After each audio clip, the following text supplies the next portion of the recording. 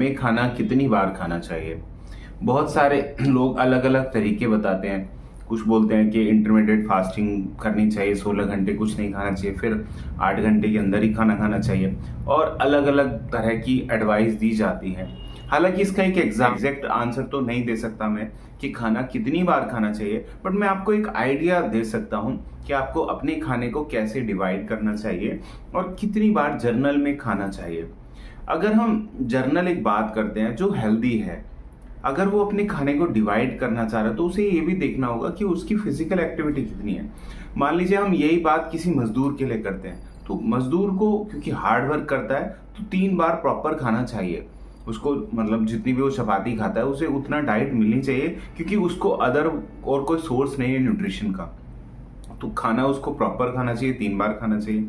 But जो office worker हैं, जिनको ऑफिस का काम है, माइंड का ज़्यादा काम है, बॉडी का फिजिकल एक्टिविटी बहुत ज़्यादा नहीं है, बहुत कोई हार्ड वर्क उनका नहीं है, उनको अपने मील को थोड़ा कम कर देना चाहिए। 2 मील ही उनको सफिशेंट है आजकल के जैसे सिटी में अगर हम रहते हैं, क्योंकि यहाँ हवा और पानी की वजह से मेटाबॉलिज्म थोड़ा लोअर साइड रहता है, और दूसरा हमारी एक्टिविटी कुछ नहीं है। तो ऐसे केसेस में जब हम थोड़ा ज़्यादा खाना खाते हैं, मतलब 3 बार लेते हैं, तो वो हमारे सिस्टम पे एक बर्डन की तरह काम करता है।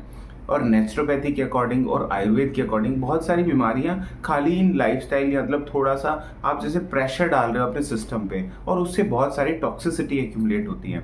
जैसे आयुर्वेद कहता है कि सारी बीमारी का जड़ पेट है, और पेट क्या है, जो आपने खाना खाया वो प्रॉपर डाइजेस्ट नहीं हुआ। अब वो डाइजेस्ट क्यों नहीं हुआ कि मान लीजिए उसकी कैपेसिटी थी 2 बार खाने की, और उसको अगर 3 बार दिया जा रहा है या जरूरत से थोड़ा सा ज्यादा दिया जा रहा है, तो वो एज ए इंजन की तरह, ऐसे मशीनरी की तरह काम करता है। और उस पे जब थोड़ा बर्डन ज़्यादा रहता है तो उसका जो नॉर्मल फंक्शन है वो डाउन चला जाता है, और जब वो डाउन चला जाएगा तो वो जो नॉर्मल खाना भी पचाना चाहिए वो भी नहीं पचा पाएगा। और ऐसा मैं अपने क्लिनिक प्रैक्टिस में भी देखता हूँ। बहुत सारे लोग मेरे पास आते हैं कि अब तो हम बहुत हल्का खाना खाते हैं, हमें वही खाना नहीं डाइजेस्ट हो रहा। बट जब मैं उनकी हिस्ट्री निकालता हूँ, पूछता हूँ पीछे का उन्होंने पुराना प्रॉब्लम कैसे शुरू हुई, तब पता चलता है कि उन्होंने आज से 2-3 साल पहले या ज़्यादा साल पहले बहुत ज़्यादा ओवर ईटिंग करी।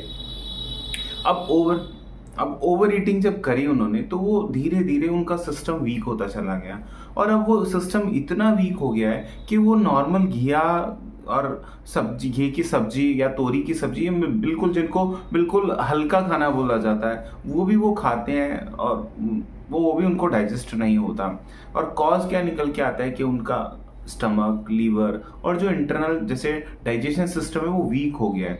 तो अगर हम ऐसे प्रॉब्लम में आते हैं या हम इससे ऐसे प्रॉब्लम से बचना चाहते हैं, तो हमें ध्यान रखना चाहिए कि हमें जो भी बीमारियां जर्नल में होंगी वो ज़्यादा खाने से होगी, कम खाने से कभी ऐसी बीमारी नहीं होगी। क्योंकि आप जो भी अपने हिसाब से खा रहे हैं, हाँ 99% लोग ओवर ईटिंग करते हैं, ज़्यादा खाते हैं। मतलब 3 बार खाना, अगर हम सिटी में लाइफस्टाइल हमारा कुछ बहुत ज़्यादा एक्टिव नहीं है तो हमें ज़रूरत ही नहीं है। हम 2 मेजर मील लें, और बीच में जो थोड़ा बहुत लेना चाहे फ्रूट्स या और कुछ स्नैक्स, वो तो हम ले सकते हैं। बट अगर आप 3 बार प्रॉपर खाना खाते हैं तो वो कई बार आपके अच्छे हेल्थ के लिए अच्छा नहीं रहता। दूसरी चीज़, ये एक जर्नल है, ये किसी के लिए स्पेसिफिक नहीं है, क्योंकि मुझे नहीं पता ये कौन वीडियो देख रहा है कौन, वो उसका अपने हिसाब से उसको थोड़ा मॉडिफाई कर सकता है। अगर उसको ऐसा लग रहा है कि मेरा सिस्टम वीक है, मेरे पेट में मतलब जो मैं खा रहा हूँ प्रॉपर डाइजेस्ट नहीं हो रहा, तो सबसे पहला काम उसको करना चाहिए, उसको अपनी डाइट को थोड़ा सा कम कर देना चाहिए।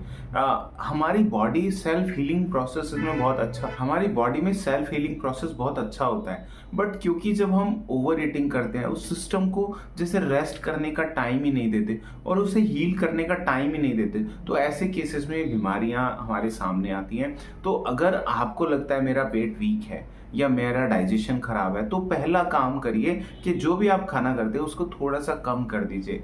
हमारा स्टमक एक मिक्सर की तरह काम करता है, जो भी आपने खाया उसमें स्टमक एसिड मिलाता है, HCl मिलाता है, उसको गलाना शुरू करता है उसको, और साथ में उसमें मूवमेंट्स भी होती है। जैसे मिक्सी में आप देखते हैं तो ग्राइंडर घूमता है, उसको चीज़ों को तोड़ता है, ऐसे ही हमारे स्टमक में भी होता है, उसमें मूवमेंट्स होती हैं। बट अगर स्टमक में जो खाना जाता है वो थोड़ा ज़्यादा हो, तो जो उसकी नॉर्मल मूवमेंट है वो ब्लॉक हो जाती है, वो ठीक से कर नहीं पाता। इसका एग्जांपल आप देखिए, आप मिक्सी में जग में थोड़ा सा आइटम ज़्यादा डाल दीजिए, आप देखते हैं उसका जग खुल जाता है और सारा सामान बाहर आ जाता है। बट अगर आप उसी को थोड़ा कम डालते हैं तो कुछ भी नहीं होता।